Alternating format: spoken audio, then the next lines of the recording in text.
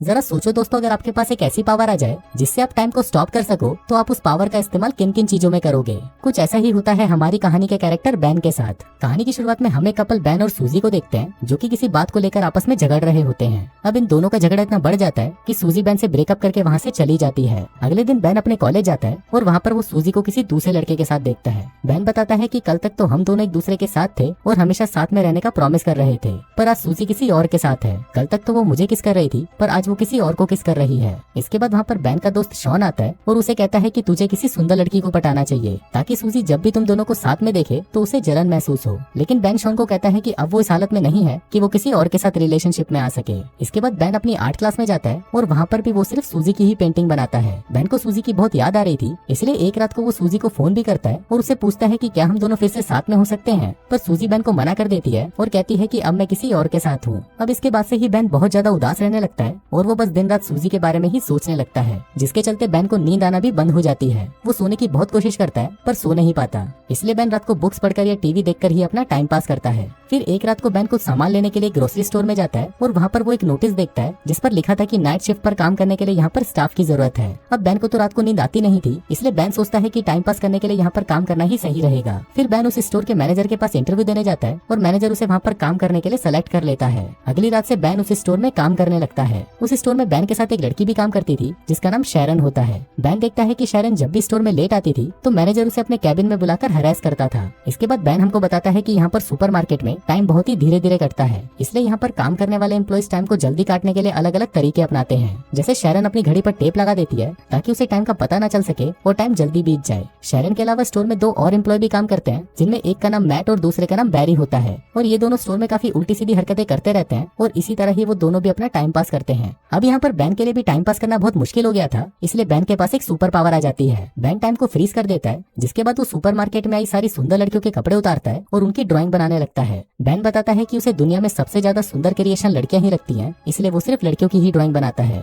अब बैन ऐसे ही लड़कियों की ड्राइंग बनाकर अपना टाइम पास करता था और जब बैन टाइम को वापस नॉर्मल करता तो बहुत सारा टाइम बीत जाता था और इसी वजह से बैन को स्टोर में ज्यादा काम भी नहीं करना पड़ता था। अब ऐसे ही कुछ दिन बीत जाते हैं और फिर एक दिन जब बैन काम पर आता है तो वहाँ शैरन भी उसके पास आती है। फिर बैन अपने लॉकर में से एक सैंडविच निकालता है तो उसे देखकर शैरन कहती है कि उसे बहुत भूख लग रही है, तो क्या वो ये सैंडविच खा सकती है। अब बैन उसे हाँ बोल देता है और शैरन को वो सैंडविच खिला देता है। शैरन जब वो सैंडविच खा रही थी तो बैन उसे देख रहा होता है और बैन के मन में शैरन के लिए फीलिंग्स जागने लगती है। इसके बाद बैन स्टोर में आता है तो वहाँ पर उसे बैरी और मैट मिलते हैं। फिर वहाँ पर मैट बैन को कहता है कि आज रात को वो शैरन के साथ मूवी देखने जा रहा है, जिसके बाद वो शैरन के साथ इंटीमेट होगा। अब ये सुनकर बैन को बहुत बुरा लगता है और वो सोचता है कि जब भी वो किसी लड़की को पसंद करता है तो वो लड़की उसे छोड़कर चली जाती है। बैन बताता है कि जब वो छोटा था तो वो एक लड़की को पसंद करता था, पर वो उसे कभी भी अपने दिल की बात नहीं बता पाता था। एक दिन उस लड़की का हाथ टूट गया और उस पर प्लास्टर चढ़ गया। फिर जब वो प्लास्टर उतारा गया तो उस लड़की के हाथ पर बहुत सारे बाल आ गए। अब ये देखकर स्कूल के सभी लड़के उसे चिढ़ाने लगे। फिर एक दिन बैन उस लड़की के पास आता है और उसे कहता है कि तुम जैसी भी हो मुझे बहुत ही सुंदर लगती हो, क्या तुम मेरी गर्लफ्रेंड बनोगी। अब ये सुनकर वो लड़की खुश हो जाती है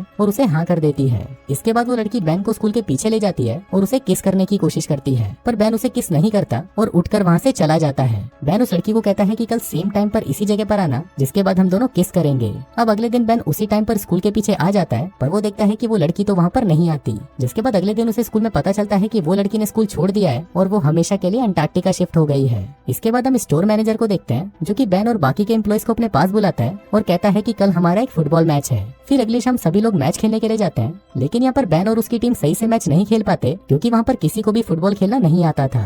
अब बैन गेम से बहुत ज्यादा बोर हो चुका था, इसलिए वो टाइम को फ्रीज कर देता है। फिर बैन अंदर जाता है और वहाँ पर देखता है कि सभी लोग फ्रीज हो चुके हैं, लेकिन तभी वो देखता है कि वहाँ पर एक आदमी अभी भी हिल रहा होता है। फिर बैन जब उस आदमी के पास जाता है तो वो आदमी वहाँ से भाग जाता है। अब ये देखकर बैन को पता चलता है कि ये सुपर पावर सिर्फ बैन के पास नहीं बल्कि और भी लोगों के पास है। फिर बैन वापस ग्राउंड में आता है और टाइम को नॉर्मल कर देता है, लेकिन जैसे ही टाइम नॉर्मल होता है वैसे ही मैट फुटबॉल को लात मारता है और वो फुटबॉल जाकर सीधा मैनेजर के मुंह पर लगती है और उसके मुंह से खून निकलने लगता है। फिर मैट मैनेजर को लेकर हॉस्पिटल जाने लगता है, पर जाने से पहले वो बैन को कहता है कि तुम शैरन को घर छोड़ देना। लेकिन यहाँ पर घर जाने से पहले बैन शैरन को अपने साथ कॉफी पर ले जाता है। वहाँ पर बैन शैरन से पूछता है कि क्या तुम्हारे और मैट के बीच में कुछ चल रहा है, जिस पर शैरन उसे कहती है कि हम सिर्फ अच्छे दोस्त हैं और हम दोनों के बीच में ऐसा कुछ नहीं है। जिसके बाद शैरन मैट से पूछती है कि क्या तुम्हारी कोई गर्लफ्रेंड है। बैन उसको कहता है कि मेरी एक गर्लफ्रेंड पहले थी, पर कुछ हफ्तों पहले ही मेरा उसके साथ ब्रेकअप हो गया। इसके बाद बैन शैरन को उसके घर छोड़ने जाता है और अंदर जाने से पहले शैरन बैन को किस करने की कोशिश करती है, लेकिन बैन बहुत ज्यादा नर्वस था, इसलिए वो शैरन के गाल पर किस कर देता है। जिसके बाद शैरन मुस्कुराकर घर के अंदर चली जाती है। इसके बाद अगले दिन मैनेजर सभी लड़कों को अपने कैबिन में बुलाता है और उनको कहता है कि कुछ दिनों बाद मेरा बर्थडे है और उस दिन मैं एक पार्टी दे रहा हूँ, तो तुम सभी लोगों को उस पार्टी में आना होगा।